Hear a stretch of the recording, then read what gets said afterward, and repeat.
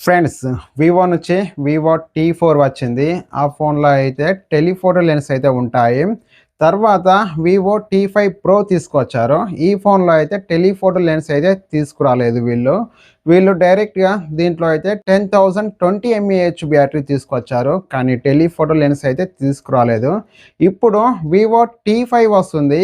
ఈ ఫోన్లో telephoto lens తీసుకొస్తారా, తీసుకురారా అనేది కంప్లీట్గా నేను ఈ వీడియోలో అయితే చెప్తాను.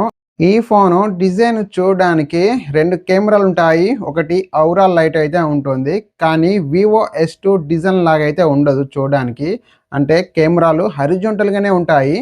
కానీ వివో S2 డిజైన్ లాగా అయితే ఉండదు డిజైను. చూడడానికి మాత్రం ఐక్యూ G11 డిజైన్ లాగా అయితే ఉంటుంది. వివో T5లో టెలిఫోటో లెన్స్ అయితే తీసుకురావడం లేదు వీళ్ళు. ఎందుకంటే రోజు ఫోన్ ప్రైజెస్ అయితే పెరిగిపోతున్నాయి. కాబట్టి వీళ్ళు బడ్జెట్లో టెలిఫోటో లెన్స్ అయితే తీసుకురావడం లేదు అని తెలుస్తుంది.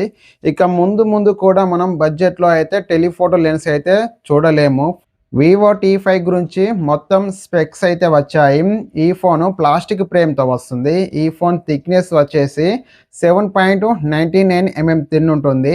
వెయిట్ వచ్చేసి 199 గ్రామ్స్ వెయిట్ ఉంటుంది. ఈ ఫోన్లో స్టీరియో స్పీకర్స్ ఉంటాయి.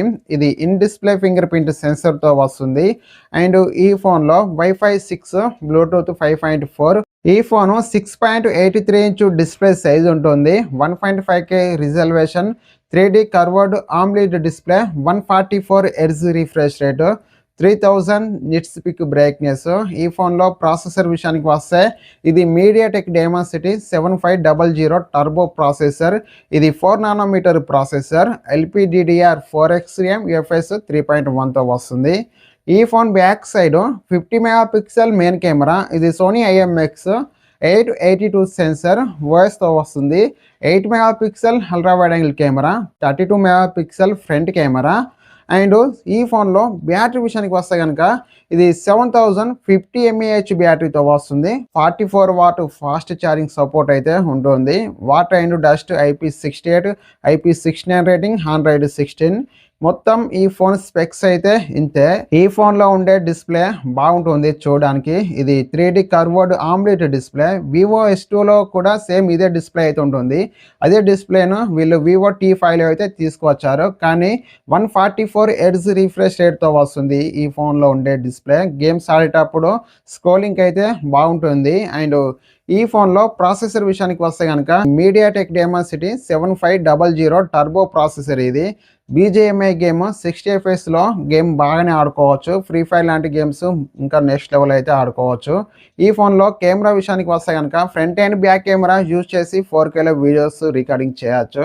అండ్ ఫుల్ హెచ్డీలో అయితే స్టెబిలైజేషన్ అయితే బాగుంటుంది. అండ్ 4Kలో వీడియో రికార్డింగ్ అంటే ఈ వాయిస్ అనేది కరెక్ట్ అయితే ఉండకపోవచ్చు. అండ్ ఫొటోస్ కూడా ఈ ఫోన్లో బాగానే తీసుకోవచ్చు.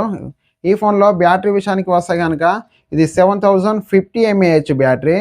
అండ్ బ్యాటరీ బ్యాకప్ బాగానే ఉంటుంది గేమ్స్ ఆడేటప్పుడు కానీ, అండ్ సోషల్ మీడియాకి అండ్ యూట్యూబ్కి యూజ్ చేసినప్పుడు కానీ బ్యాటరీ బ్యాకప్ బాగానే ఉంటుంది.